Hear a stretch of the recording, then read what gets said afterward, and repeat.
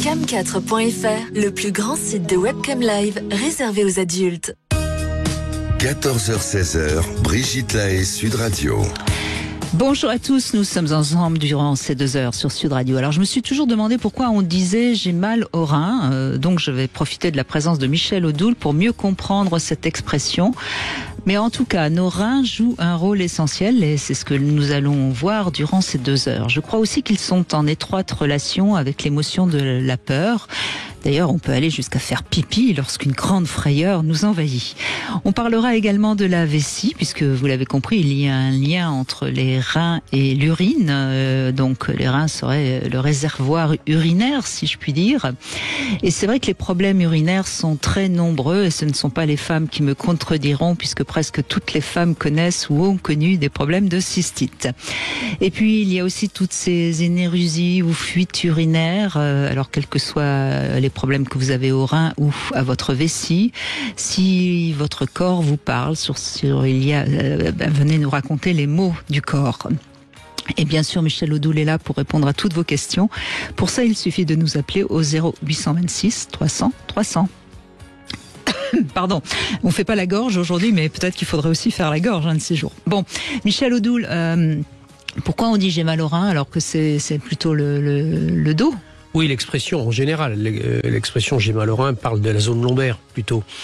Il peut y avoir des douleurs rénales lorsqu'on souffre d'états inflammatoires divers et variés comme des néphrites ou des manifestations de ce style-là, voire des douleurs particulièrement violentes et brutales comme c'est le cas dans les crises de colique néphrétique. Oui, les calculs. Les douleurs au rein peuvent exister réellement, mais dans le langage commun en général, quand on dit j'ai mal au rein, on parle plutôt de la zone lombaire. Or, il faut savoir que nos reins, on les situe en général toujours beaucoup trop bas.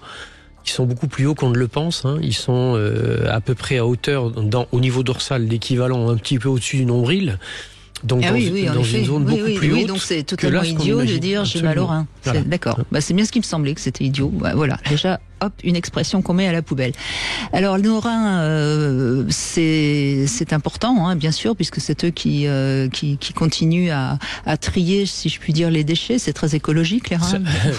C'est un organe, c'est un des organes les plus fondamentaux du corps humain. Alors, on a bien sûr comme conscience d'organes fondamentaux dans le corps humain, le cœur, le cerveau ou les poumons, parce qu'ils sont dans du fonctionnel et ils sont dans quelque chose dont on peut avoir véritablement conscience.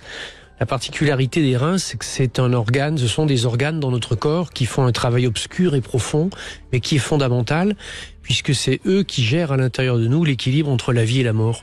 C'est eux qui gèrent à l'intérieur de nous notre capacité à nous débarrasser de ce qui est mort en nous, ce qui s'appelle les toxines, et à travers le fait de nettoyer le corps et de débarrasser les toxines, ainsi de faire de la place pour de la vie. Et c'est vraiment un travail qui est un travail majeur, fondamental et référentiel. Et d'ailleurs, en médecine traditionnelle chinoise, ils sont considérés comme les racines de l'être, les racines de l'être humain, un peu une charpente fondamentale, comme des fondations, si vous voulez, sur lesquelles s'appuie une maison ou un château ou une église, ou etc. Et en tant que référence et point d'appui, puisque c'est eux qui gèrent les sels minéraux, ils sont les organes essentiels du bon état de notre structure et de notre charpente qui s'appelle notre système osseux. Et enfin, le dernier rôle fondamental des reins, qui est aussi à prendre fondamentalement en compte, c'est qu'ils régulent, de par la gestion des sels minéraux, l'évacuation des toxines, etc., ils régulent le pH acide du corps. Et à travers cette régularisation du pH acide du corps, c'est eux qui participent à un terrain fertile de la muqueuse utérine qui doit avoir un pH légèrement inférieur et qui permet la nidification. Et donc, ils éliminent la toxine, la mort, et ils permettent la vie à travers le fait d'assurer la fertilité du terrain. Alors, j'ai entendu dire qu'ils étaient très en relation avec la peur. Vous confirmez ou pas ? Sur le champ émotionnel, oui. C'est-à-dire ils gèrent sur le plan psycho-émotionnel les champs fondamentaux qui sont le rapport au stress et la capacité à gérer le stress à travers les glandes qui sont les petits chapeaux qui sont sur le dessus des reins qui s'appellent les glandes surrénales. Il y a les corticaux et les médulo-surrénales. C'est donc eux qui ont la charge de sécrétion d'hormones comme adrénaline, noradrénaline et cortisol, c'est-à-dire ce qui enflamme et génère les capacités de réaction, etc., ou ce qui calme le feu, qui sont les corticoïdes naturels. À travers cette gestion du stress, il gère globalement la capacité d'avoir un rapport à la vie dans lequel la peur non pas ne soit pas existante, mais soit quelque chose qu'on soit en capacité d'assumer, de voir en face et de réguler. Et donc c'est vraiment un organe qui est central et qui est majeur. Et effectivement, quand il y a une très grande peur, voire une frayeur, on frôle la mort, on est vite dans un accident de la route ou en avion, ou etc. Ou une situation terrible que l'on va vivre. C'est la grande anecdote qu'on connaît avec Marie-Antoinette, à qui on a annoncé la veille de sa mort qu'elle serait exécutée le lendemain et dont les cheveux ont blanchi en une nuit.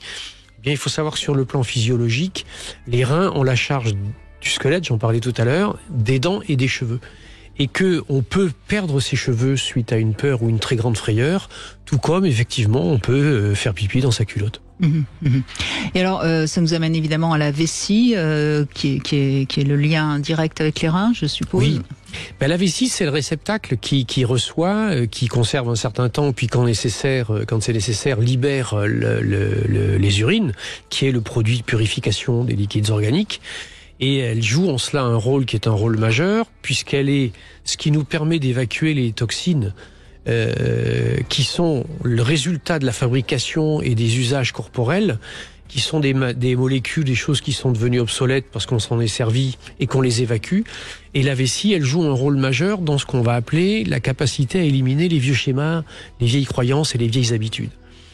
Et elle est donc le deuxième vecteur de l'élimination de la mort qui est en nous et le deuxième vecteur de la capacité à faire de la place à la vie. Et c'est ce qu'on trouve souvent derrière des problématiques, qu'elles soient des problématiques d'ailleurs d'énurésie, vous évoquiez la cystite, enfin les inflammations urinaires, etc., etc., mais aussi des collatéraux, par exemple, et des phénomènes. Vous parliez tout à l'heure de dire on a mal au rein quand on a mal dans les zones lombaires. Eh bien, il y a quelque chose aussi qui est en lien avec la vessie, derrière la sciatique. Parce que la sciatique, qui est une tension sur un nerf particulier qui s'appelle le nerf sciatique, qui est un pincement de ce nerf à la sortie de la 5e vertèbre lombaire et au niveau des vertèbres sacrées, suit très précisément dans la jambe le trajet du méridien de la vessie en médecine traditionnelle chinoise. Et que souvent on rencontre des problématiques de sciatique dans des phases de vie où on est confronté à des changements, qui sont des changements choisis ou non, favorables ou non, que nous avons du mal à accepter et assumer. Et donc, évidemment, je suppose qu'on va parler de la cystite aujourd'hui, parce que ça m'étonnerait qu'il n'y ait pas une femme qui nous appelle à ce sujet-là. Il y a également toutes les infections urinaires, tous les problèmes d'énurésie aussi, qui sont qui arrivent parfois à un certain moment de la vie, et c'est pas normal. Donc là aussi, il y a quelque chose à comprendre. Bien sûr. Sûr. C'est-à-dire que derrière le fait que la vessie sert à éliminer les vieux schémas et les vieilles références, eh bien, parmi les schémas profonds et les références profondes, il y a ce qu'on appelle les archétypes, les grands archaïsmes de l'être humain. Et on va trouver derrière les tensions ou les inflammations ou les souffrances, voire les pathologies qui peuvent toucher la vessie, de la difficulté à se repositionner par rapport à des images référentielles fortes qui sont celles entre guillemets, des ancêtres, en tout cas des ascendants, les grandes représentations parentales, et notamment parce qu'il y a une notion d'autorité qui est positionnée derrière l'énergie des reins, le positionnement au père, à l'image du père. C'est-à-dire que là, on va rencontrer derrière les tensions sur la vessie, l'image centrale fondamentale qu'on trouve dans le mythe de Don Juan, qu'on appelle la statue du commandeur, c'est-à-dire cette image du père extrêmement puissante et forte, pas obligatoirement un père méchant ou autoritaire, etc., mais tellement impressionnant qu'on a du mal à dépasser cette image.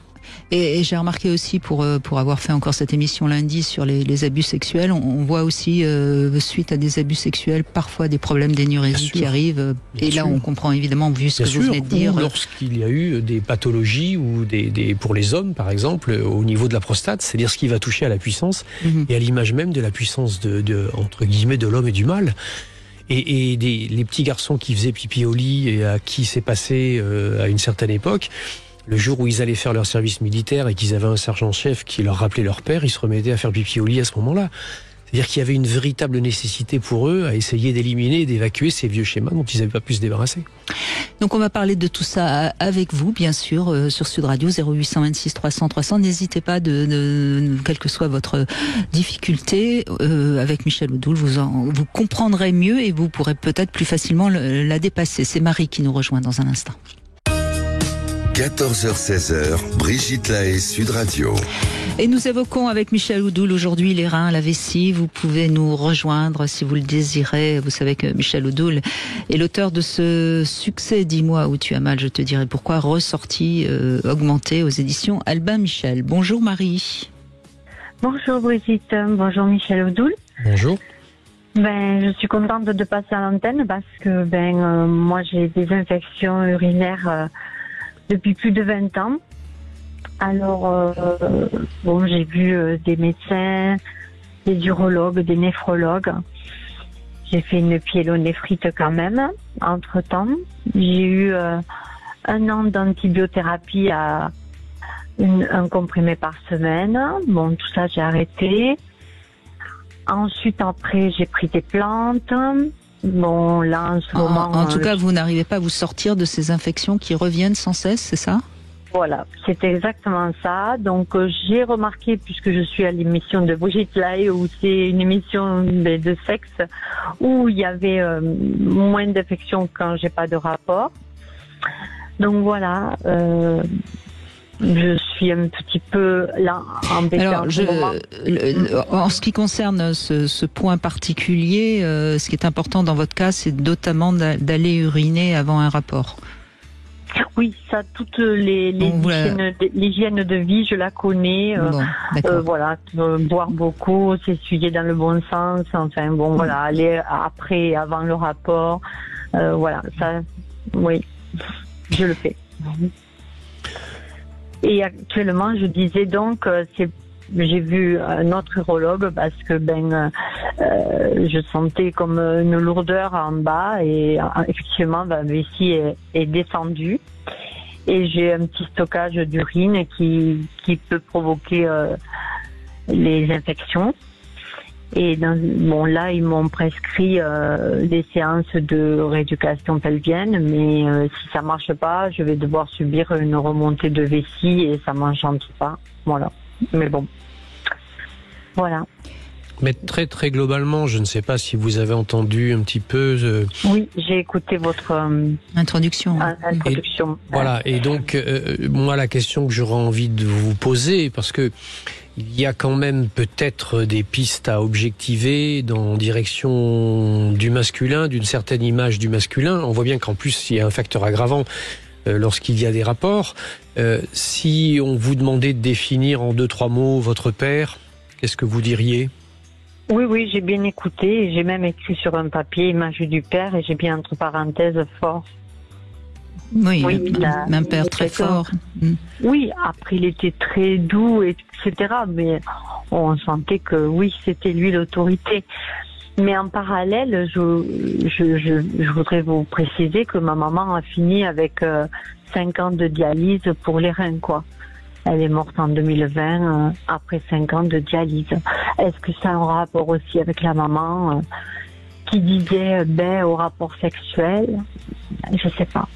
Là, ça, je sais pas. A priori, pour ce que moi j'ai pu en constater, c'est plutôt du côté du père qui a quelque chose à regarder, qu'après il y ait quelque chose en vous qui essaye de, comment on va dire ça, de prendre une partie de ce que vous pensez avoir été la souffrance de votre mère, parce que Dieu sait si la dialyse est quelque chose de compliqué à vivre et de particulièrement perturbant, bouleversant et même déstructurant pour la personne. C'est pas simple du tout, hein, cette question-là, à un moment donné, d'être obligé de se faire filtrer les liquides organiques par et le sang par une machine. Je pense que c'est quelque chose d'extrêmement lourd et que il peut y avoir inconsciemment une espèce de façon pour vous de lien de loyauté, oui. de continuer à porter quelque chose et ainsi de croire respecter votre mère. Vous avez l'impression qu'elle ait souffert de la puissance ou de la présence de votre père ou pas? Elle, oui. Absolument. Et pourquoi oui, ma vous maman, dites elle, oui? À vous? C'est ça que ça veut dire ou... Je sais pas, oui. Peut-être, oui. Oui, mais j'ai déjà discuté avec mon papa. J'ai dit, pourquoi tu fais jamais de compliments ou jamais tu dis... Et il m'a dit que c'était pour pas m'enorgueillir. Donc, bon... Voilà. Mais aujourd'hui, vous êtes adulte, Marie. Votre oui. Père, c'était quand vous étiez petite fille. Et les hommes dans votre vie, vous en êtes où? C'est toujours bancal. J'arrive pas à trouver la personne qui me convient. Il faut peut-être pour ça que vous repositionnez à sa juste place l'image du père. Ben oui, je crois qu'on... Vous ne pouvez pas évacuer comme vous l'avez fait en disant « oui, bon ». Non, c'est pas « oui, bon ». Manifestement, c'est pas « oui, bon ». Il y a quelque chose qui est une blessure profonde, et qu'elle soit justifiée ou non n'a pas d'importance. Dans ce qui vous concerne aujourd'hui, c'est votre ressenti qui est important. Et lui, il a besoin sans doute... s'il y a quelque chose qui a besoin d'être nettoyé, pacifié, désinfecté, c'est la plaie intérieure. C'est pas votre vessie. Elle essaye de faire le maximum pour vous permettre d'évacuer, d'éliminer tout ça. Mais s'il y a toujours un résiduel qui réalimente l'état infectieux, c'est-à-dire la blessure de l'âme au fond, il y a un vrai travail. Peut-être avez-vous besoin de vous faire aider par rapport à cette question-là. Et en ce qui concerne la dimension du physiologique, allez voir un praticien shiatsu, un ostéopathe, parce qu'il y a très très souvent derrière les infections urinaires aussi une problématique au niveau sacro-lombaire. D'accord. Est-ce que vous avez l'impression que votre mère a subi ça parce qu'elle avait souffert avec dans son couple? Oui. Vous voyez, donc il y a quelque chose qui reste inscrit en vous. Vous voyez, à travers à la fois votre mère et à travers le ressenti de la petite fille vis-à-vis de son père. Donc je crois que c'est avec tout ça qu'il faut faire la paix pour vous libérer de... Oui, c'est la condition sine qua non pour faire de la place à un masculin dans lequel vous trouviez votre équilibre. Et d'accord, mais du coup, je devrais aller voir qui? Parce que des psychologues, des kinésiologues...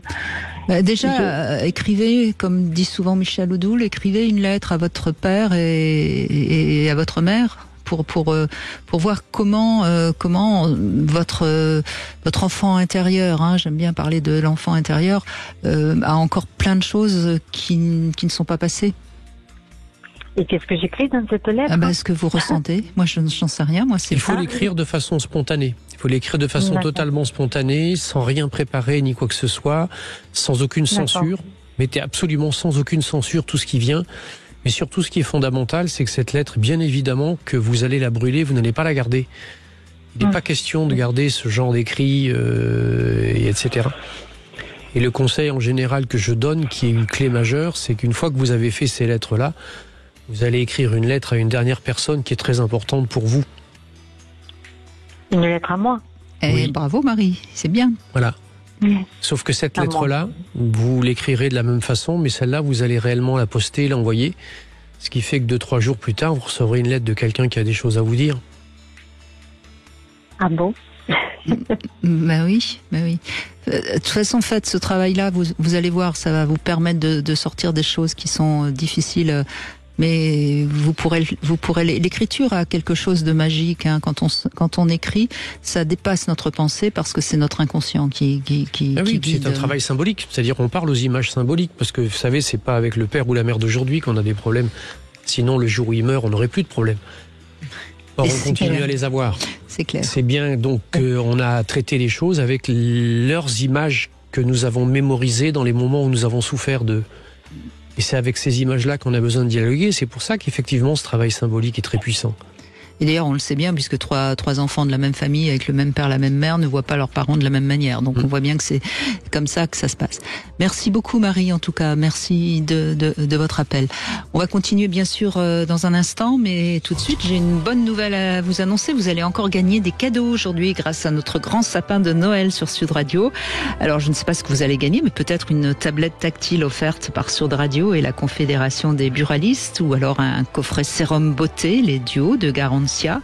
Peut-être d'autres cadeaux qui vous attendent au pied de ce grand sapin de Noël Sud Radio. Et pour gagner, il faut nous appeler au 0826 300 300 et c'est le 14e appel qui va gagner. Donc bonne chance à tous.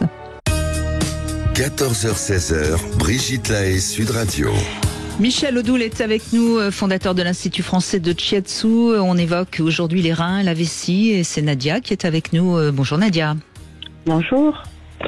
Alors, je crois que c'est un peu comme Marie, des problèmes de vessie. Alors oui, qui me poursuivent, j'ai envie de dire. On est 4 sœurs et on a toutes les 4 le même problème. Alors on a consulté, mais toute notre vie tourne autour des toilettes. Voilà, le jour, la nuit, on peut pas partir sans savoir qu'il y a des toilettes à côté. on peut pas voyager. Si on va dans un super restaurant, le premier truc qu'on va regarder, c'est pas la carte, c'est sur les toilettes. Si on va, c'est vraiment. Ben oui, c'est et toutes les 5, pardon. Toutes les 4. Les 4, pardon. Et la nuit, c'est pareil. La nuit, ça nous réveille. La nuit, c'est incompréhensible. Et je dis, ça me poursuit parce que j'ai adopté un petit garçon il y a pas longtemps, il y a très longtemps, qui a 11 ans aujourd'hui, et on n'a jamais réglé son problème d'énurésie. On a tout essayé. Pédopsie, tout. Il a été propre très tôt, c'est-à-dire sans couche. Oui. Il a pas mis à 8 ans. Attention parce qu'on vous perd un peu, Nadia. Essayez de ne pas bouger. Bon, donc déjà, on peut, je pense, poser la même question qu'à Marie, hein, le rapport au père, je suppose, Michel Odoul. Oui, il y a plusieurs choses dans ce que dit Nadia. La première des choses qu'il faut voir, c'est qu'il y a un moment donné où va finir par se poser la question de la poule et de l'œuf. C'est-à-dire qu'après, il y a le stress et la peur d'avoir ce besoin et de ne pas pouvoir le satisfaire qui fait qu'on génère le besoin. Et donc après, on rentre dans un système qui s'auto-nourrit et s'auto-alimente. Parce que il faut bien regarder les choses. Je pense qu'à chaque fois que vous allez aux toilettes, il ne doit pas y avoir obligatoirement une quantité énorme d'urine qui est faite. Donc, il y a quelque chose qui a à voir avec la sensation, avec le besoin et l'envie. On est là en prise avec un système nerveux qui s'appelle le système neurovégétatif, qui est celui qui a la charge des sphincters, entre autres, et donc s'ils surréagissent, c'est la signature d'une sensibilité de fond. Cette sensibilité de fond, elle est sans doute liée, et lorsque ça touche toute la fratrie, elle est sans doute liée effectivement à un contexte familial dans lequel il y a sans doute eu des éléments de pression, des éléments de contrainte venant du monde extérieur. Et là, on peut réévoquer effectivement l'image ou l'autorité paternelle qui peut être quelque chose de puissant. Quelque chose de présent. Est-ce que vous diriez, Nadia ? Ah oui, tout à fait.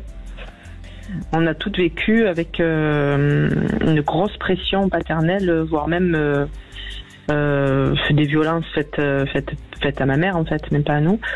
Et on a été élevés dans ce contexte-là. Enfin, même pas à vous, c'est à vous aussi, hein, parce que quand les enfants voient la mère maltraitée... Je me comprends quand je dis ça, c'est d'autant plus violent, on est bien d'accord. Hein. Oui. Mais avec aussi cette incidence, vous voyez, qui va extrêmement loin, parce que bien sûr qu'il y a... On parle beaucoup dans le champ familial du transgénérationnel, mais on devrait parler aussi de l'inconscient collectif familial, c'est-à-dire que dans la manière avec laquelle on se pense dans la famille, ça a des incidences sur tous les membres de la famille. Et même, par exemple, sur un enfant qui est un enfant adopté, qui sans doute s'est remis effectivement à avoir de l'énurésie et à faire pipi au lit ou dans sa culotte. Depuis les quelques années où il a été adopté et où il y a sans doute, parce que s'il a été adopté, c'est qu'il a été abandonné ou qu'il est devenu orphelin, et que c'est sans doute aussi un enfant chez qui, même s'il n'en a pas conscience, l'image du père a été une image qui a été aussi dure, importante, imposante, voire brutale. Ça, je ne sais pas quelle est son histoire. Et qu'il a besoin d'être tranquillisé là-dessus. Vous l'avez adopté seul ou vous l'avez adopté avec un compagnon ou avec un mari ? Non, avec mon mari. On l'a adopté à l'étranger et c'est vrai que la particularité de mon fils, c'est qu'il a été abandonné à presque 2 mois de naissance. Oui. Et dans des conditions très violentes. Ben oui. En fait, c'était sa mère l'a abandonné parce que sinon ils allaient être assassinés tous les deux. En fait, c'était vraiment un geste, plus pour le sauver. Oui. C'était un geste pour le sauver, mais sans doute pour le sauver par rapport à une violence masculine. Ah oui, ça c'est certain. Ah oui, c'était ça. Et du coup, en fait, il a jamais, il a pas eu de coupure. Hein. Il a toujours la nuit, il a toujours fait pipi. Oui. Vous lui avez expliqué ses origines un tout petit peu et cette violence du père Alors non. Je crois que ce sera utile de lui en parler pour qu'il puisse se libérer de ça. Avec un contrepoint, est-ce qu'il s'entend bien avec votre mari ? Il s'entend très bien avec mon mari, mais il trouve qu'il a pas. Mon mari n'est pas assez démonstratif. Ben voilà. Voilà. Et il est adorable avec lui, hein. Il est tendre et tout, mais il attend plus. Des fois, il me dit, maman, il ne calcule, ne défendez pas. Ne défendez pas votre mari, on l'accuse de rien, ne vous inquiétez pas. Non, mais c'est un homme extraordinaire, mais il a. Non, mais c'est pas ça le problème, Nadia. Ils ont quelque chose à apprendre tous les deux ensemble.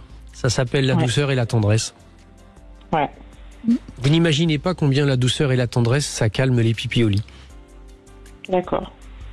Donc ça, c'est une première chose. Et puis, vous, je crois qu'il faut, encore une fois, comme on l'a dit pour Marie, hein, il faut que vous arriviez à exprimer ce ressenti qui, pour l'instant, vous pollue en vous faisant uriner, si je puis dire, à tous les coins de rue. Hein.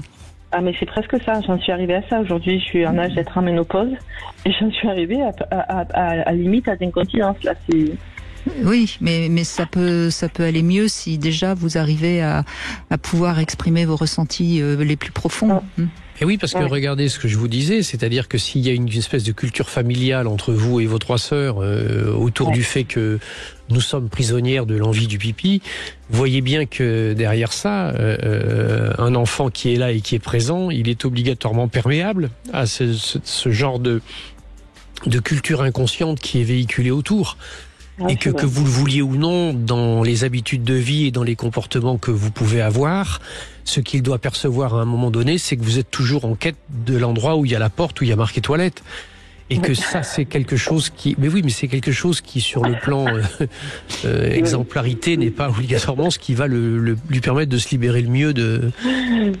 Hein? Oui, c'est pas faux, j'avais jamais pensé, mais c'est vrai. Oui. Et puis je pense que à chaque fois que vous allez aller aux toilettes, Nadia, soyez plus consciente, respirez profondément et évacuez en ayant vraiment la sensation d'évacuer autre chose que simplement l'urine. Voilà. Vous voyez ce que je veux dire? D'accord, oui. Vivez-le comme un jeu et un clin d'œil qui vous dit, mais Nadia, détends-toi, passe à autre chose. Vous avez commencé à le faire si vous avez choisi un mari qui est tel que vous le décrivez. Il a juste besoin de l'aider un tout petit peu plus à exprimer. Ah oui, j'ai beaucoup de chance, oui, franchement, oui. Non, vous n'avez pas beaucoup de chance, vous l'avez choisi. Oui, je l'ai choisi, ça c'est sûr. Ben oui, mais vous avez su choisir une image d'homme différente du modèle que vous avez eu quand vous étiez petite fille, vous voyez. Donc, donc ça veut dire que vous pouvez continuer à évoluer et à grandir. D'accord. Vous voyez. Et puis vous nous appelez, ça veut dire que vous êtes assez lucide dans votre témoignage. Ça fera du bien à vos sœurs. On voit bien que, vous savez bien qu'il y a vous savez bien qu'il y a quelque chose d'autre que simplement un problème fonctionnel. Oui, c'est vrai que j'avais pas pensé, j'étais pas sur le lien avec le père. Ça me semble tellement évident en fait. Eh ben c'est pour ça qu'il est là, Michel Odoul. C'est pour faire avancer un petit peu les choses, parce que sinon on tourne en rond. Bon, merci Nadia, merci beaucoup. Merci infiniment. Bonne cette journée. Je vous en prie. Au revoir. Et on continue avec Maëva qui est avec nous. Bonjour Maëva. Oui, bonjour Maëva. Oui, c'est le trac, je sais, j'ai l'habitude. Oui, voilà, c'est ça. C'est pas grave. Alors, trois questions intimes, et puis après, vous pourrez en poser une à Michel Odoul. Première question, votre première fois, c'était quelle note vous donneriez à votre première fois sur 10 ? J'aime bien faire donner des notes maintenant. Il paraît qu'on va redonner des notes à l'école. Je suis une maîtresse, moi. Un A, un B aussi. Alors, sur 10. Il y a tellement longtemps que je ne me rappelle plus. Je dirais la moyenne, quoi. 5 sur 10 Je pense. Ça va. C'est pas si mal. Parfois, on a des plus mauvaises notes. Hein. Bon. Deuxième question. Est-ce que vous aimez faire des fellations ? Oui. Oh bah ça c'est un vrai oui, hein. Ça, c'est pas 5 sur 10 là. C'est un cri du cœur ça. Oui, tout à fait. Tout à fait. Bon, bah, très bien. Et dernière question, à quel animal vous aimeriez-vous ressembler sexuellement ? Ça me fait rire. Oui, ça me fait rire parce que mon animal fétiche et que j'aime beaucoup, c'est la tortue, mais je voudrais pas vraiment y ressembler. Hein. Non, c'est pas. C'est une question de rythme. Hein. C'est. Ouais. Donc, plutôt un félin, donc je dirais, j'aimerais. Ouais, c'est toujours ce que répondent les femmes. Oui, c'est ce que. Une féline, donc. Une féline, oui. Mais alors quoi ? Plutôt une panthère, plutôt un chat, plutôt une chatte. Une chatte. Bon, eh bien, vous pouvez poser une question à Michel Odoul, il vous écoute. Merci. J'ai pas une question à vous poser à vous-même. En fait, il s'avère que j'ai pas de problème de rein non plus, tant mieux. Mais j'ai des soucis avec mes bras, épaules, coudes. J'ai des tendinites chroniques et en ce moment, je suis en période inflammatoire et j'arrive pas à les faire passer. Des deux côtés ? Des deux côtés. Alors beaucoup plus à droite. J'ai un métier physique. Je me sers de mes bras tous les jours dans mon métier, mais j'ai mal, épicondyle, épaules, ouais. Alors, s'il y a des problèmes de type épicondylite et douleurs de type tendineuse au niveau des bras, enfin coudes, épaules, etc., il y a 99 chances sur 100 pour que ça vienne d'une tension au niveau cervical et dorsale haute. Ouais. Et donc, le conseil qui pourrait être donné sur le plan biomécanique, c'est aller consulter un ostéopathe ou un praticien shiatsu qui est capable de travailler ça, c'est-à-dire de vous faire des techniques qui vont libérer la tension au niveau des cervicales et qui vont libérer la tension au niveau des 3-4 premières vertèbres dorsales. Alors c'est ce que je fais, j'ai vu un ostéo, je vois un kiné qui fait des techniques différentes, qui travaille sur mes tendons et tout, il n'y a pas de problème.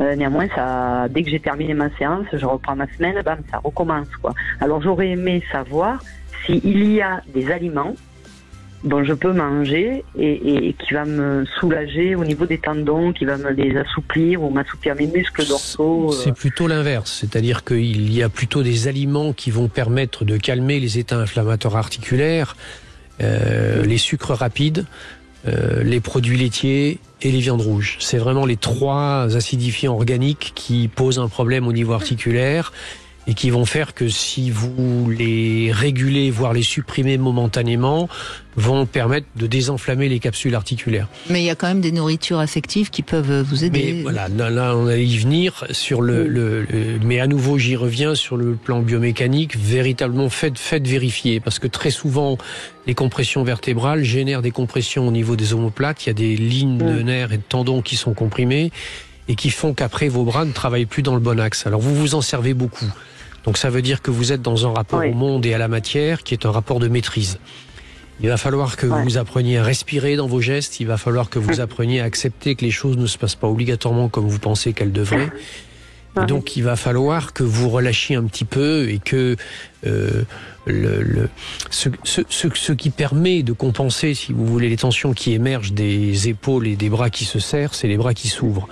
C'est-à-dire qu'il va falloir que vous ouvriez quelque chose, il va falloir que vous laissiez de la place, à la fois au non-faire, au non-agir, mais aussi à la douceur et à la tendresse peut-être. Oui, alors je suis en plein changement, alors du coup, c'est peut-être, je tends vers ça, mais j'y suis pas encore, quoi. Qu'est-ce que vous avez dit comme phrase ? Vous faites quoi ? Vous avez dit que vous faisiez quoi ? Je suis en train de travailler à ça, justement. Et la phrase avant que vous avez dit, c'est quoi ? Je tends vers ça, vers un travail sur moi. Ça. Ouais, oui, vous tendez. Oui. Il va falloir détendre. Voilà. Oui, voilà, de tendre, ok. Et oui, voilà, c'est ce qu'il m'a dit le kiné ostéo, m'ont dit que c'est très noué là-haut, oui. Oui, mais voilà, mais parce que vous tendez beaucoup vers vos objectifs au lieu de simplement vous donner le temps de les atteindre. D'accord. J'ai éliminé le lait, déjà, tout ça. Il faut surtout détendre, Marie. La respiration, beaucoup. On va prendre notre gagnant tout de suite, c'est Didier. Bonjour Didier. Bravo. Oui, bonjour Brigitte, bonjour Michel. Bonjour.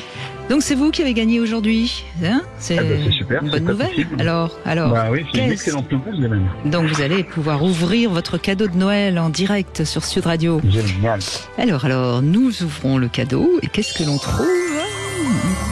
Eh bien, Didier, vous avez gagné un bon cadeau d'un montant de 75 € que vous pourrez aller chercher sur cadeau.com.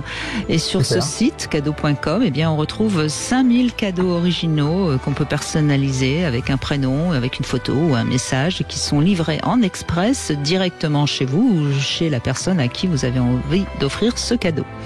Voilà, Didier. Génial. Merci beaucoup, Brigitte. C'est super top. Eh ben, je vous en prie.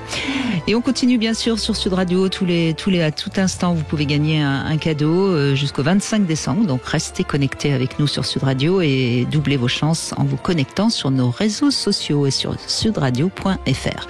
Et tout de suite, on fait une petite pause et on se retrouve dans un instant toujours avec Michel Odoul et avec vous bien sûr sur Sud Radio. Cam4.fr, le plus grand site de webcam live réservé aux adultes. 14h-16h, Brigitte Lahaie, Sud Radio. Michel Odoul est avec nous et nous continuons à évoquer les reins, la vessie. Et je rappelle que dans ce livre, Dis-moi où tu as mal, je te dirai pourquoi, vous avez de nombreuses pistes si vous avez un petit peu mal quelque part et que vous voulez comprendre ce que vous raconte votre corps. Et ce livre, c'est aux éditions Albin Michel. Maëlle, bonjour. Oui, bonjour. Bonjour Maëlle. Bonjour. Bonjour Brigitte, bonjour Michel, merci beaucoup. Ah bah attendiez, hein, peut-être que vous nous remercierez pas dans quelques minutes. Hein. Oui, merci de m'accueillir. Je vous en prie, c'est un plaisir. Alors, allez-y, vous avez une grande fatigue, hein, c'est ça? Oui, voilà, je voulais évoquer les glandes surrénales. On parle de reins et je voulais parler de glandes surrénales. Donc, je ne suis pas... La médecine traditionnelle, on va dire, ne considère pas que je sois en épuisement surrénalien. Néanmoins, a priori, je le serais, avec toute une batterie de troubles digestifs associés à une fatigue intense, des spasmes et des tensions musculaires. Et voilà, je voulais évoquer ce sujet. Qu'est-ce qui vous fait parler de surrénal? Alors... c'est pas forcément moi qui parle de surrénal, c'est plutôt des médecins qui m'en parlent, ouais. Avec un stress intense. C'est un stress objectivé, venant du monde professionnel, de quoi? Alors, j'ai vécu des stress assez importants, beaucoup de conflits en fait. À quel niveau? Professionnel ou au niveau affectif? Professionnel et affectif, oui. D'accord. Vous avez quel âge, Maëlle? J'ai 49 ans. D'accord. Et ces stress, ça fait combien de temps? Donc en fait, j'ai une petite fille qui a 10 ans. Oui. Et suite à la grossesse, tout s'est empiré en fait. Donc mon bébé pleurait, je ne dormais plus, un conjoint qui était très conflictuel et mon corps a lâché. Ouais. D'accord. Oui, vous êtes sur un équivalent de burn-out. Oui. Et j'ai du mal à remonter, j'arrive pas. Ouais. Vous êtes séparés depuis avec cet homme? Je suis en cours de séparation, mais c'est pas évident parce que voilà, matériellement c'est compliqué. Physiquement j'ai du mal à reprendre le travail, donc tout est mélangé.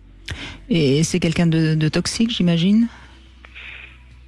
Je ne sais pas s'il est vraiment toxique. Je pense qu'il a surtout beaucoup de blessures à réparer, comme moi.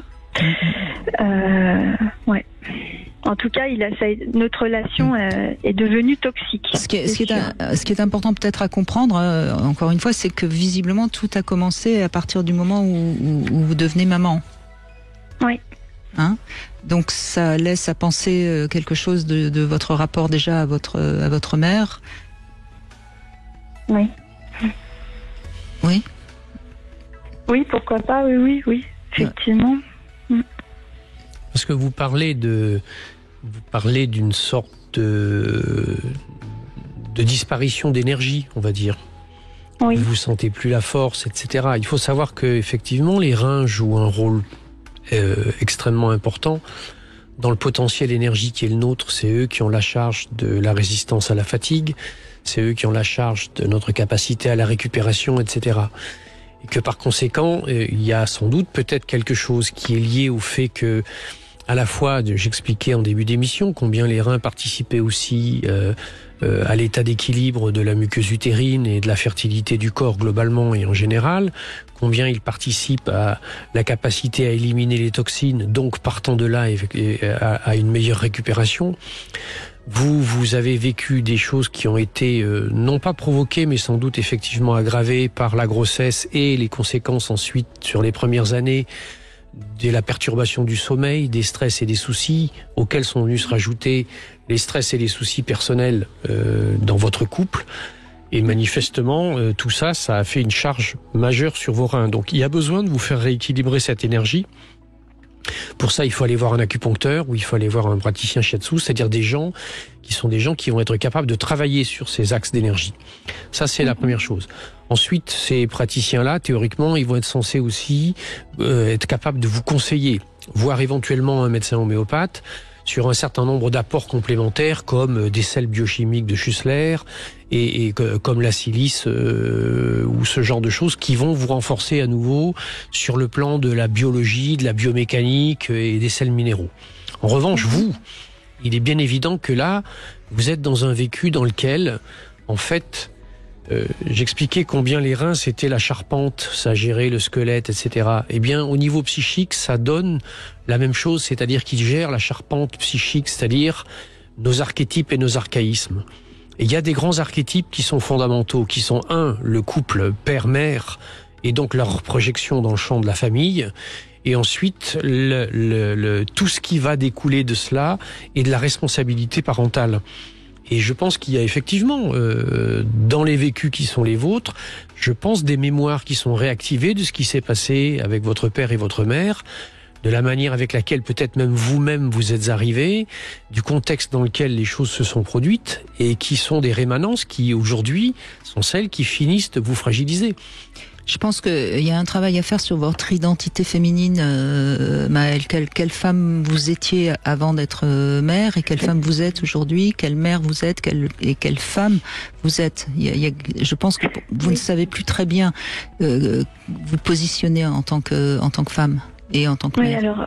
Mais en fait, je pense que je savais pas comment me positionner auparavant, tout simplement. Sans aucun doute. Et que je suis en train d'essayer de me positionner. Ouais. Mais ça, c'est important. C'est pas forcément un long travail à faire. Hein, c'est juste d'arriver à voir comment vous étiez. Vous avez eu un enfant, vous aviez 39 ans, donc déjà assez tard. Oui. C'est pas par hasard qu'on a un enfant assez tard déjà. Vous voyez, qu'est-ce qui vous empêchait de devenir mère? C'était certainement un désir que vous aviez et qui n'a pas pu se faire aussi vite que vous auriez peut-être aimé. Donc c'est tout ce questionnement-là et que vous puissiez à la fois comprendre pourquoi ça s'est passé comme ça et qu'est-ce que ça a provoqué chez vous comme souffrance dans le fait de ne pas pouvoir peut-être accéder à vos désirs et puis aujourd'hui il va falloir vraiment travailler sur quelle femme vous avez envie d'être. Parce que pour l'instant, vous ne savez pas trop, et c'est ce qui fait que vous êtes dans une sorte d'état un petit peu mouvant, quoi.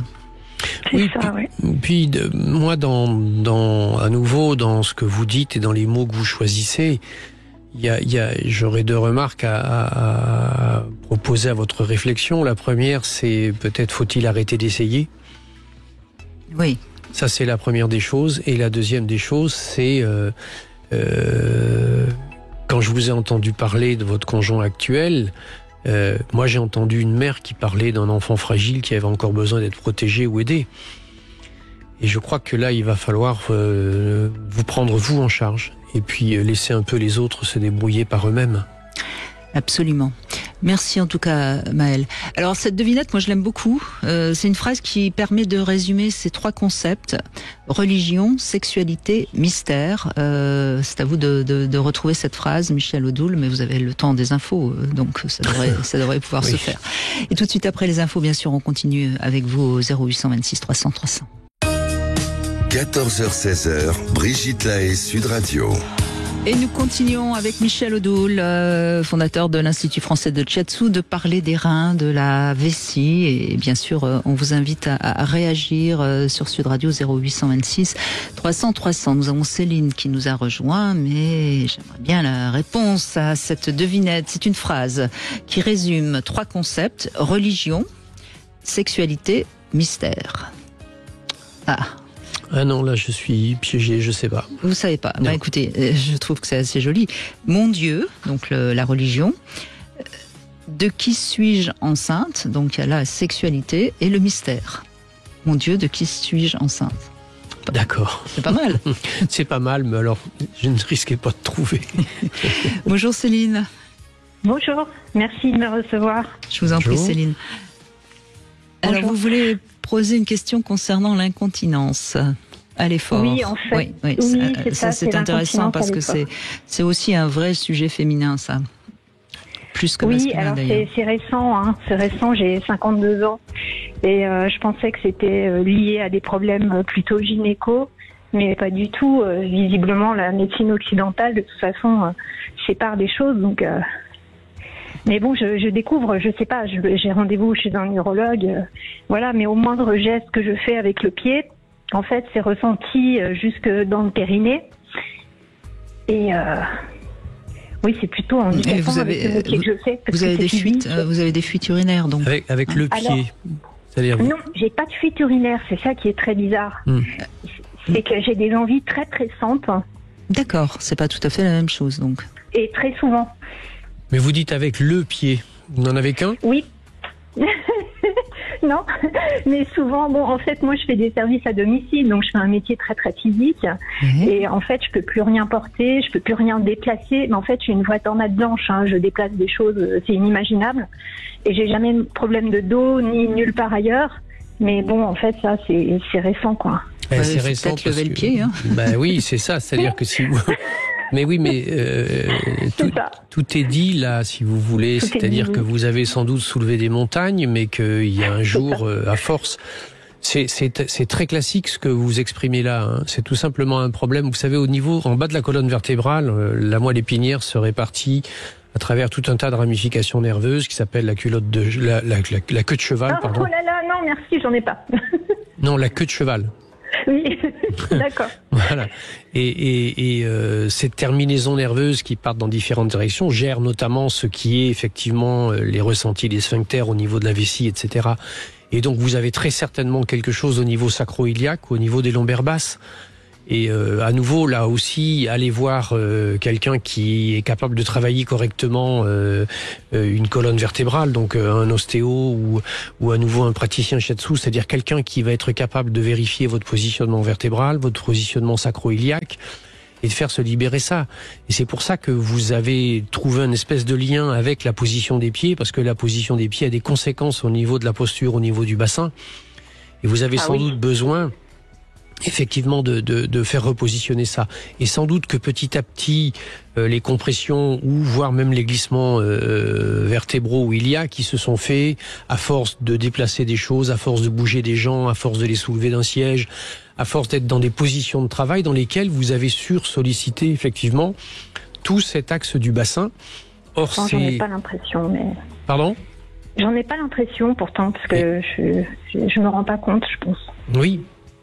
Ben faites-le vérifier, vous allez voir. Et puis ensuite, après, eh bien évidemment que tout est résumé dans ce que vous avez dit au préalable. Je pense que vous en avez beaucoup fait et que là, quelque chose vous dit qu'il y a peut-être, en tout cas dans la façon avec laquelle vous faites les choses, il y a peut-être à modérer, c'est-à-dire à lever le pied. Il y a peut-être à en faire un peu moins vite, un peu moins fort, un peu moins haut, un peu moins tout. Et de comprendre que les cimetières sont pleins de personnes irremplaçables. Mais j'ai l'impression que tout va lâcher, vous savez, parce que en fait, mes rapports sexuels, par exemple, ne sont jamais douloureux. Oui. Mais là, j'ai l'impression que je peux à peine marcher. Si j'ai un rapport sexuel, par exemple, derrière, je peux à peine marcher. Oui. Je comprends pas ce qui m'arrive. Mais ce qui vous arrive, c'est très simple, c'est que vous avez une réaction qui est une réaction de fermeture totale au niveau de tout ce qui est le bassin, les axes iliaques, le sacrum et les lombaires. Cette zone-là a mécaniquement et physiquement besoin d'être détendue. Ça, c'est la première des choses. Mais si elle a besoin d'être détendue, c'est parce qu'elle est tendue. Et si elle est tendue, c'est parce qu'elle en a trop fait, elle a trop porté. Et ce qui est intéressant, vous voyez, quand vous faites l'amour, bon, il y a quand même quelque chose qui se détend, vous lâchez, et tout de suite après, vous avez l'impression que vous ne pouvez plus avancer. Donc ça montre bien qu'il faut lâcher tout doucement, parce qu'il ne faut pas lâcher d'un seul coup non plus dans votre cas. Il y a des musculations. Voilà. Mais vous avez besoin de comprendre. Et alors, ce qui est toujours intéressant, c'est pourquoi vous vous êtes mis dans cette posture de faire beaucoup et de ne pas lâcher. Ouais. Bah justement, je me demandais pourquoi, parce que bon, par rapport, on parlait du père tout à l'heure, et je me posais la question de savoir si c'était en lien avec ma demi-sœur qui avait subi des attouchements avec mon père. Je sais pas, c'est pas obligé ça, si vous voulez. Il peut y avoir des vécus qui fragilisent, mais qui sont pas obligatoirement directement en lien avec ce que vous évoquez. Il y a des structures musculaires particulières qui s'appellent les psoas, qui tiennent en partie les iliaques et font qu'elles se positionnent d'une manière correcte. Et on dit en psycho-émotionnel que les iliaques, c'est les muscles de l'âme, c'est-à-dire c'est ceux qui relient en fait le bassin avec le diaphragme. C'est ceux qui font donc qu'il y a une capacité pour l'être de se tenir droit, mais avec les deux iliaques suffisamment ouvertes pour accueillir le monde. Or vous, le monde, vous l'avez non seulement accueilli, mais vous l'avez en partie porté. Et peut-être que dans cette attitude-là de fond, il peut y avoir cette mémoire de cette sœur qui a subi ce genre de choses, etc. C'est possible. Sauf que si vous voulez, si ça avait été là, je pense que ça aurait pu avoir des conséquences au niveau de vos relations sexuelles déjà, bien avant le moment qui arrive maintenant. Or, le moment qui arrive maintenant... À moins que vous l'ayez appris récemment, enfin... Non, je l'ai appris tardivement, mais pas récemment. Et en fait, je connais pas la vérité, c'est surtout ça, mais bon. Quel est, on peut vous demander votre âge ? 52 ans. 52 ans. 52 ans. Qu'est-ce que ça représente pour vous, 52 ans ? Qu'est-ce que c'est qui arrive ? Moi, la porte est ouverte, là, il y a tout qui m'attend. D'accord. Tout m'attend, Mais tout vous attend, c'est énormément de choses. Votre demi-sœur, donc je suppose que votre père l'a eu assez tard. Il avait quel âge quand il a abusé de votre demi-sœur ? Je sais pas quel âge avait mon père. Elle a 3 ans de plus que moi. C'était dans les années... Bon, d'accord, mais il avait pas 52 ans, par exemple. C'était juste... Non. C'était juste une piste qui aurait pu parler de... Oui. C'était ça. Et quand vous dites tout vous attend, c'est-à-dire ? J'ai plein de projets. La vie commence pour moi.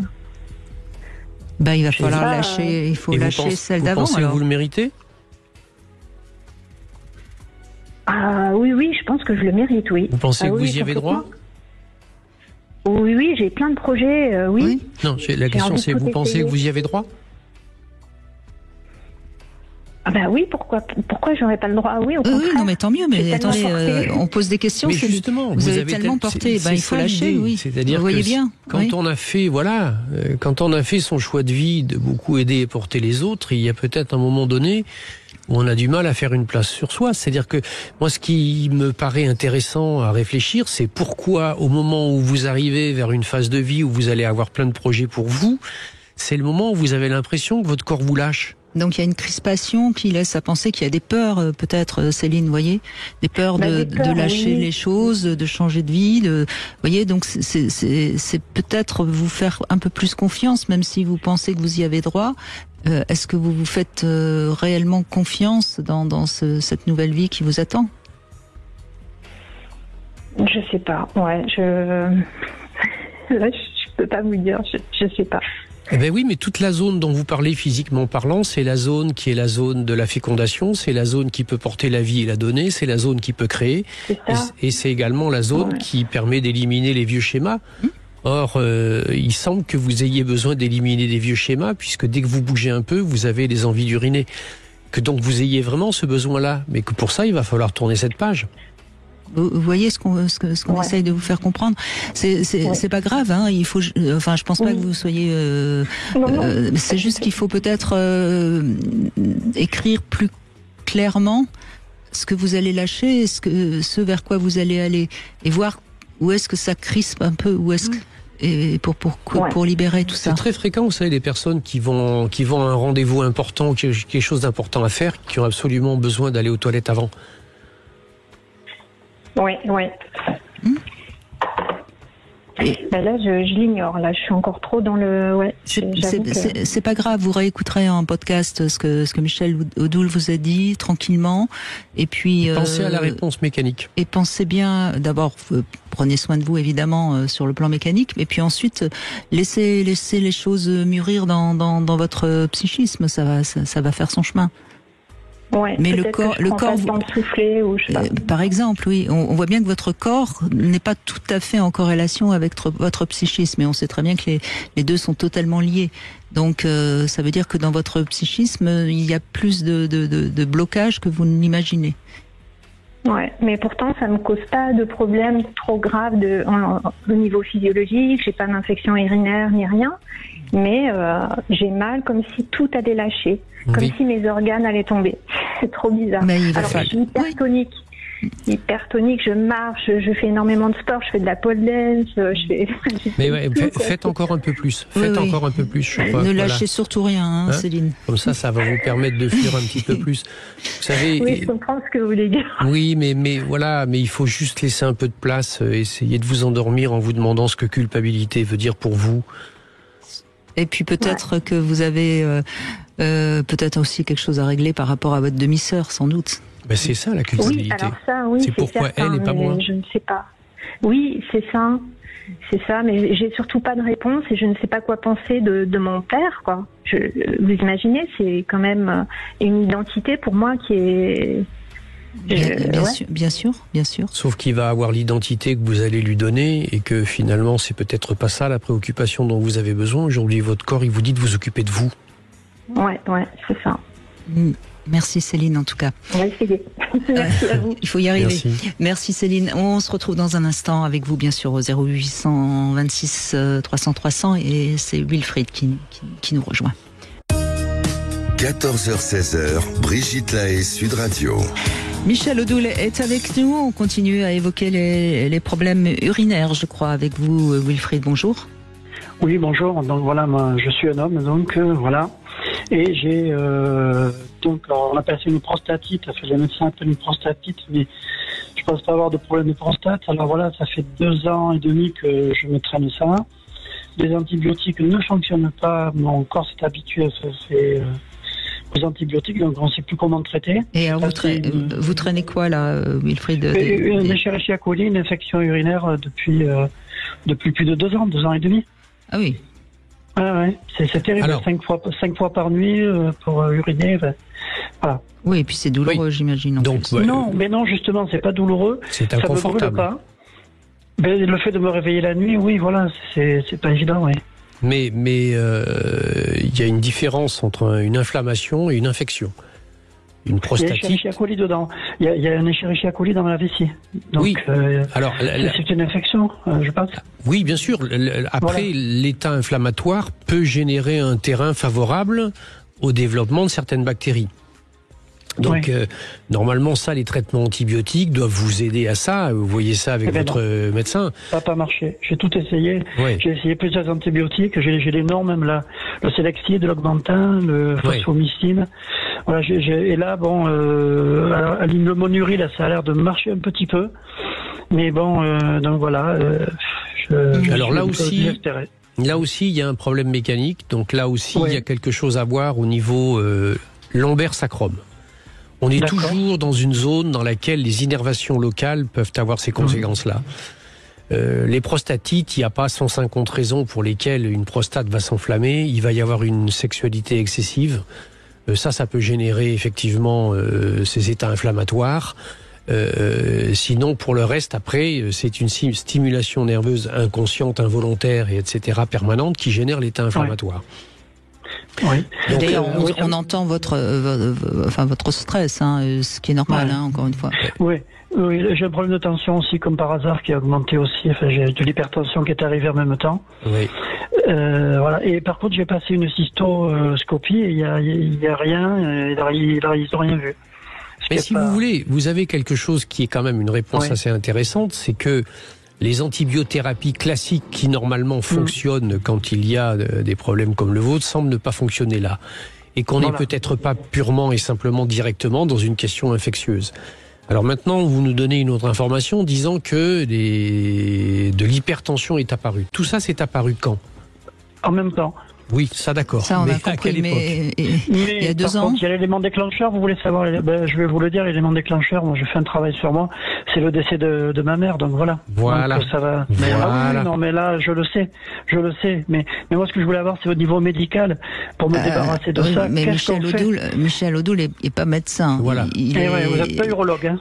Non. Je suis pas urologue, mais en revanche, je peux vous dire 2 choses fondamentales. La première, c'est qu'effectivement, l'état inflammatoire dans le corps parle d'un état émotionnel en tension. Oui, non, ça c'est évident. L'hypertension artérielle parle de quelqu'un qui, sur un propos qui est en lien avec le rapport vie-mort, se met trop de pression. Tout à fait. Je suis entièrement d'accord. Alors on met les deux dans un shaker et ça donne quelqu'un qui a du mal à dépasser le décès de sa mère et qui se met une pression par rapport à certaines attentes ou exigences ou urgences qu'il peut y avoir dans sa vie. Tout à fait. Mais c'est là vraiment, ça me parle à 200%. Hein. Eh bien, éventuellement à ce moment-là. Je fais quoi après? Dites-moi la suite. Eh ben déjà, c'est prendre votre respiration, vous mettre moins d'urgence et de pression, laisser un peu d'espace dans les choses dans votre vie, laisser un peu de temps aux informations à arriver. Et ne vous focalisez pas sur les moyens directs pour faire taire la manifestation symptomatique. Essayez de comprendre que ces manifestations symptomatiques, elles existent dans un terrain qui leur est favorable. À nouveau, le fait que les antibiotiques et toutes les plages que vous avez utilisées, que vous a donné vos médecins n'ayant pas eu d'effet positif, montrent bien que la question du symptôme, si elle est à ne pas négliger, n'est pas la question causale. Ce qui veut dire, Wilfried, c'est que vous avez en effet un problème inflammatoire et un problème urinaire, c'est évident. C'est donc ce qu'on appelle le symptôme. Et c'est pas la médecine qui peut soigner le symptôme, visiblement. Ce qui veut dire que derrière ce symptôme, il faut comprendre ce qui a provoqué ce symptôme, c'est-à-dire votre grande souffrance, votre sensation d'avoir été abandonné et de ne plus très bien savoir quel sens vous pouvez donner à votre vie aujourd'hui, maintenant que maman est partie.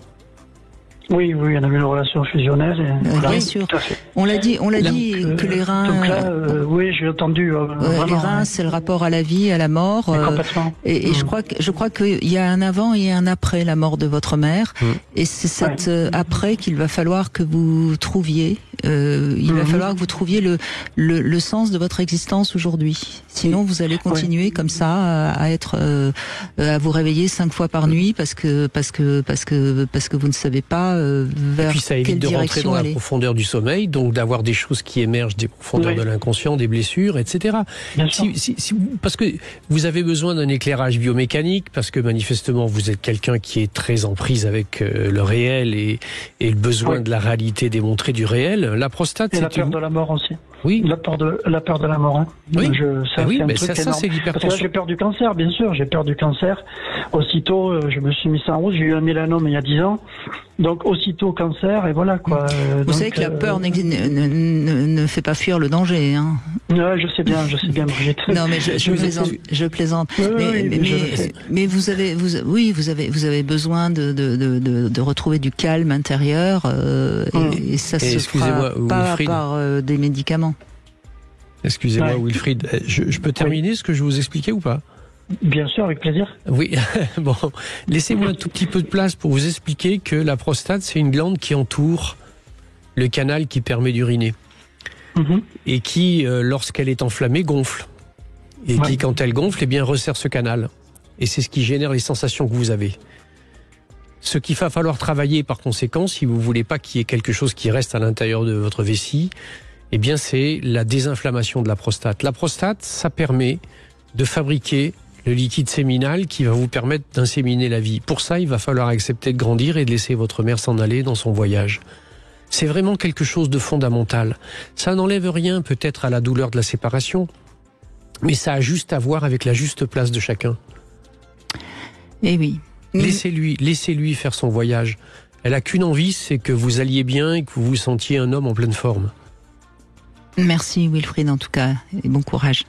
On va faire une petite pause et puis on va revenir sur le Love Conseil, les clés pour entretenir le désir. Cam4.fr, le plus grand site de webcam live réservé aux adultes. Brigitte Lahaie, Sud Radio, le Love Conseil. Alors, Michel Odoul, j'ai travaillé sur le désir, comment l'entretenir, et figurez-vous que j'ai trouvé 7 clés, donc je vous les donne, et puis prenez si vous n'êtes pas en voiture, prenez peut-être des notes, il y a peut-être une clé que vous ne connaissez pas. Alors la première, évidemment, c'est nourrir le manque, hein. On sait que quand on a été séparé quelque temps, qu'on se retrouve, en général, il y a du désir. Bon, ça, tout le monde a priori la connaît, cette clé. On peut aussi prévoir un peu la rencontre, parce que l'imaginaire a un effet aphrodisiaque. Donc, on dit tiens, on va se retrouver ce soir, et puis on prévoit je sais pas, par exemple, si on est une femme, de mettre un sous-vêtement particulier. Ça nourrit l'imaginaire. Alors, les rituels amoureux aussi ont un bon effet sur le désir. Alors, transgresser l'interdit, hein, on sait que le fantasme de faire l'amour dans l'ascenseur, ça marche bien aussi sur le désir. Alors, il y a le ludique, hein, la sexualité ludique, donc les jeux, les jouets, on va en parler dans un instant d'ailleurs d'un jouet. C'est aussi une clé. Ne pas trop attendre de l'autre, en d'autres mots, être un petit peu suggestif, enfin en tout cas proposer des surprises. Et puis dernière clé très importante, échapper à la routine, ne pas faire l'amour toujours au même moment, de la même manière, etc., etc. Donc quand même, avec ces 7 clés pour entretenir le désir, je comprends pas qu'il y ait des couples qui n'ont plus de désir quand même, non ? Ben écoutez, en tout cas, vous pouvez... CQFD, comme on dit. Voilà. Exactement, hein, CQFD. Alors, les jouets, justement, on va en parler avec Marie, qui a reçu ce God... alors, je sais pas trop, c'est marqué God ceinture, mais je vois pas très bien en quoi c'est un God ceinture, mais je sais pas, j'ai peut-être pas tout compris. J'ai encore des choses à apprendre, ça fait plaisir. Bonjour Marie. Bonjour Brigitte. Bonjour Michel. Bonjour. Alors, ah oui, j'ai compris. On rentre l'œuf dans son vagin. Voilà. Je suis rassurée parce que j'avais l'impression d'être nulle et qu'il allait falloir que je donne ma démission. C'est excellent. C'est vraiment excellent. Oui, j'ai compris. Ça fait 2 en 1. Voilà. Et on n'a même pas besoin de ceinture, ça tient tout seul. On peut marcher, courir et ça tient tout seul. On est comme un homme qui est en train de bander, en train de courir. Et puis c'est des extraterrestres violets qui arrivent sur le qui vont nous sauver. C'est fabuleux, franchement c'est fabuleux. Ouais, mais oui, je reconnais que c'est assez bien vu. Oui, franchement. Je connaissais les ceintures, mais pas ça. Vraiment formidable. Et en plus, ça s'adapte bien au pubis, du coup, vous voyez. Ah, c'est extraordinaire. Ça frotte le clito, ça masse entre le clito et le vagin, et ça épouse le vagin, et on a le vagin se rétracte dessus et tient. Et ça tient totalement, mais ça tient, mais c'est incroyable. Ça fait ventouse en fait. Oui. Non, mais j'imagine très très bien. Non, mais alors vraiment, autant c'est vrai, on reconnaissait Michel, on l'avait regardé tout à l'heure. On s'était demandé. Oui, c'est voilà. Et là, je reconnais qu'en effet, c'est un jouet assez extraordinaire qui doit évidemment satisfaire énormément les lesbiennes, mais pourquoi pas aussi les femmes qui ont un homme qui a envie d'essayer le plaisir prostatique. Essayez, monsieur, vous verrez. Avec vos dames. Oui. Alors vous l'avez essayé visiblement, hein, puisque vous avez l'air d'être assez... Mon mari est ravi. On va commencer une nouvelle... Vraiment, on a envie de commencer une nouvelle façon d'inverser les rôles, donc un petit peu. D'inverser les rôles, continuer parce qu'on a commencé, mais jouer à inverser les rôles, mais dans la sexualité vraiment, quoi. Nous on faisait ça plus de façon domination, soumission inversée, mais pas dans le sexe, surtout dans les comportements. Oui. Voilà. Et l'émotion des comportements. Et donc grâce à ce jouet God ceinture strapless, vous pouvez... Ah ouais, c'est fabuleux, génial. Bon. J'aurais dû traduire. Écoutez, Marie, je crois que on n'a pas à en dire plus. Hein, vous l'avez bien vendu, hein, si je puis dire. Je sais pas, mais alors moi j'ai la petite, j'ai le S. Alors peut-être qu'il y a 4 4 tailles. Ah, il y a Moi, 4 j'ai la tailles en petite plus. taille. Alors, comme j'ai pas eu d'enfant, c'est peut-être ça me va bien pour ça. Mais il y a 3 autres tailles plus grosses que moi, donc ça doit être fait plus pour oui. les gens qui sont plus ouverts, je sais pas. Il est en effet disponible en plusieurs tailles, plusieurs couleurs pour s'adapter à vos envies. Voilà. Du plus expert au débutant. Alors, vous avez le modèle S, vous, hein? Oui, voilà. Oui, mais j'ai pas la taille des autres. Je sais pas si les autres sont plus gros ou plus petits. Donc, je sais pas, puis peut-être que même ça incite le corps à s'adapter à l'objet. Bon, en tout cas, vous pouvez aller voir si ça vous intéresse sur rudesplaisirs.com, hein, puisque c'est notre partenaire. Vous aurez certainement plus d'informations si nécessaire. En tout cas, ce God ceinture strapless, c'est vraiment la première fois que j'en vois un comme ça, et ça a l'air assez génial. En tout cas pour l'utilisation qu'on peut en faire. Marie, quelle note vous lui donnez? Au 9.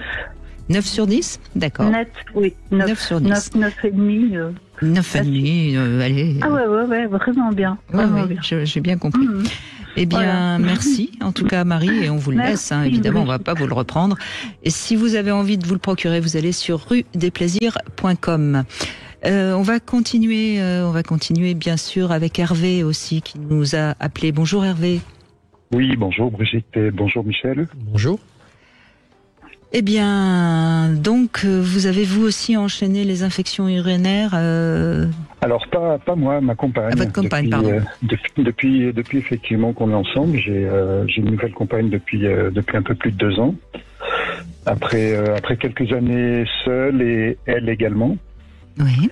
Et effectivement, au début de notre relation, elle a enchaîné les infections urinaires, elle a eu un herpès génital, elle a eu une infection de la glande de Bartholin, une bartholinite.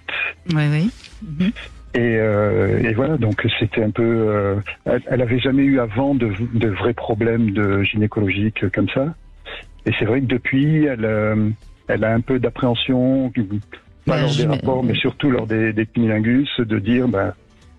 Est-ce que je vais pas de nouveau avoir une infection? Est-ce que je vais pas de nouveau avoir quelque chose, etc. Donc c'était un peu mon questionnement aujourd'hui. En même temps, c'est très différent parce que l'herpès génital, forcément, il a été transmis par quelqu'un. Hein. Alors, il peut être souterrain pendant très longtemps et réapparaître à des moments de stress, hein, par exemple. Et puis les infections urinaires, c'est encore autre chose. La bartholinite, encore autre chose. Mais en tout cas, tout ça n'est pas anodin. Voilà, c'est ça. C'est pour ça que je profitais de la présence de Michel, effectivement, il va vous répondre. À nouveau, je crois qu'il y a une question globale et comment dire, qui est générique à poser là. Effectivement, si vous le connaissez, je ne sais pas, mais sinon, faut qu'elle vous décrive son père. Vous êtes là très précisément, sans doute, dans ce qu'on appelle un effet de raquette au niveau émotionnel. Vous êtes en résonance et vous rappelez à votre compagne cette image du père et cette image du père qu'on a peur de transgresser ou de trahir ou de ne pas être à la hauteur avec. Et c'est pour ça qu'on se crée ces interdits-là. Il y a véritablement, alors quel que soit après l'outil et le vecteur qui peut être choisi, à la fois à travers l'herpès vaginal, on va effectivement laisser passer plus ou moins le filigrane d'une maladie sexuellement transmissible, donc par conséquent de quelque chose qui a été contracté à l'extérieur avec le sentiment de culpabilité qui peut aller avec. Mais il faut pas oublier quand même que l'herpès, c'est ce qu'on appelle un virus résident. Il est présent, il est là, et il ne se met en action que quand l'immunité baisse. Et que cette immunité, c'est la conscience qu'on a de soi. On le dit même en médecine classique que l'immunité, c'est la capacité à faire la différence entre le soi et le non-soi. Et que lorsqu'on est dans des situations dans lesquelles, on est confronté à une difficulté à réguler ça, l'immunité peut avoir tendance à baisser et l'herpès va se déclarer, qu'il soit vaginal, buccal, etc. Ensuite, tout le reste des états infectieux ou autres, je pense qu'il y a véritablement besoin pour elle, et c'est à elle de faire le travail. Alors à vous peut-être d'en parler avec elle, puisque c'est vous qui téléphonez. Tout à fait. Oui, je crois qu'il y a un vrai travail de pacification avec l'image du père. Son père est toujours vivant ou pas? Son père est toujours vivant, oui, je ne le connais pas. mais effectivement, il est toujours vivant. Oui, si vous le connaissez pas, alors que vous êtes depuis 2 ans ensemble, ça montre bien que ça doit pas être une relation très très apaisée. Il y a quelque chose qui est compliqué dans cette relation au père. Donc, a-t-elle peur de le trahir? A-t-elle peur de dépasser quelque chose? Quelle est l'empreinte de cette image paternelle puissante qui peut exister? Et à nouveau, que ce père soit aimant ou pas, ou autoritaire ou pas, ça veut dire que son image et sa présence est invasive. D'accord. En tout cas, ne laisse pas la place à un autre masculin. En tout cas, ce qui est sûr, c'est vous qui appelez. Enfin, je veux dire, c'est sûr qu'elle est ravie de vous avoir rencontré, que c'est une histoire qui est là, et on n'a pas de doute sur les sentiments qu'elle vous porte, Hervé. Simplement, peut-être qu'il y a un fond en elle qui pense qu'elle ne vous mérite pas. Il y a peut-être quelque chose comme ça. Il y a un interdit à la jouissance. Vous voyez, il y a quelque chose qui fait que elle n'est pas encore prête à vous accueillir par rapport, encore une fois, à sa propre histoire. Oui, je comprends. Vous voyez, donc ça, il faut qu'elle pactise avec ses vieux démons, avec son passé, avec tout ce qui fait que l'homme est dangereux pour elle. Enfin, vous voyez, où le plaisir est interdit. Oui, l'homme, le masculin, bien sûr. Vous voyez ce qu'on vous dit. Oui, je comprends effectivement. Ça réveille des petites choses dans ma tête, des petites situations, des petites. Tout à fait. Et puis, moi, je pense que dans un premier temps, ce que je vous conseillerais, c'est juste pour lui montrer bien que ça n'a rien à voir avec vous, faites l'amour avec un préservatif. De manière à bien prouver qu'il n'y a pas de raison qu'il y ait des infections, qu'il n'y a pas de raison. Vous voyez, c'est parfois Alors, c'est pas tellement au niveau de la pénétration, c'est plus sur un cunnilingus où elle a vraiment l'appréhension de. Donc là, c'est vraiment l'interdit au plaisir. L'interdit au plaisir. C'est ça, mais c'est l'interdit au plaisir. Vous voyez, parce que là, on est vraiment dans une femme qui s'offre et qui prend sans rien donner. Mmh. Et alors que c'est votre désir de lui offrir et de lui donner, je ne mets pas en doute. Mais vous voyez, là on est vraiment dans quelque chose qui montre à quel point il y a quelque chose de très très compliqué pour elle de prendre ça, parce que je suppose qu'elle a peur que vous attrapiez un herpès, etc., etc. Non, mais effectivement, c'est quelque chose dont on a déjà discuté sur l'accès qu'elle a au plaisir. Depuis qu'on est ensemble, effectivement, elles sont comme quelque chose, une retenue, une plus grande difficulté à obtenir le plaisir, effectivement, et ça, je pense que s'il y a un lien qui peut être. Alors, ce qui est possible aussi, c'est que elle vous aime profondément, et si en plus elle accepte de prendre le plaisir que vous lui offrez, elle devient totalement dépendante de vous, et ça peut lui faire peur. D'accord. Ça peut aussi être quelque chose de cet ordre totalement inconscient, évidemment. Oui, mais tout comme la culpabilité de s'offrir à un autre masculin que le père, c'est-à-dire d'être dans une transgression de l'image fondatrice du père quand un autre masculin arrive. Et je pense que je ne sais pas comment elle a parlé de vous à son père.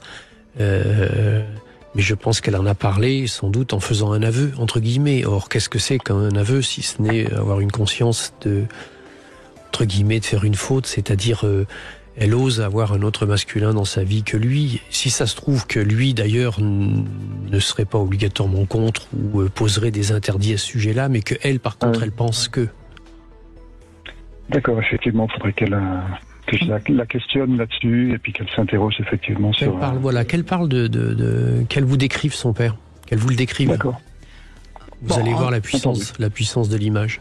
En tout cas, vous avez des pistes que vous pouvez tranquillement suivre doucement, parce que forcément là, quand il y a une telle résistance, il faut y aller à petits pas. Tout à fait, mais je vais lui faire écouter en podcast effectivement l'entretien qu'on vient d'avoir. Si vous voulez, mais prévenez-la avant. Merci Hervé. Merci Hervé.